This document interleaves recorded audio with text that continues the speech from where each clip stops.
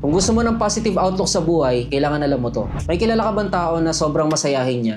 Yung tipong asarap niya kasama, yung sobrang positive ng aura niya na parang sobrang bait sa kanya ng buhay kahit alam naman natin hindi, kahit alam naman natin may kanya-kanya tayong problema. Sa tinagal-tagal ng panahon, habang tumatanda tayong lahat, ay may mga taong nangingibabaw na napakamasayahin at parang sobrang batang-bata pa rin ng energy nila. Kung gusto mo yung ganyan, kailangan mo munang baguhin kung paano mo tignan yung mga problemang dumadating sa'yo. Kailangan hindi mo siya negative na tignan. Alam mo yung mga tao na magsasabing, wala na to, ganyan na talaga yan. Ito yung problema dumating sa akin, kawawa naman ako, paano na ako? Yes, normal yun. Normal na mag-react tayo ng ganyan sa mga problema natin. Pero in the end, mangingibabaw yung mga taong nagsasabi ng, ano kaya yung lesson na tinuturo sa akin ng universe pagdating sa bagay na to? Tinuturuan niya ba ako na itigil na tong bisyo ko? Itigil na tong sugal ko? Tinuturuan ba niya ako na itigil na tong masamang relationship? Tinuturuan ba niya ako na magsimula na ng mga something new na makakapag-improve sa sarili ko? Tinuturuan niya ba akong lumipat sa better career ng buhay ko? Tinuturuan niya ba akong maging matatag emotionally?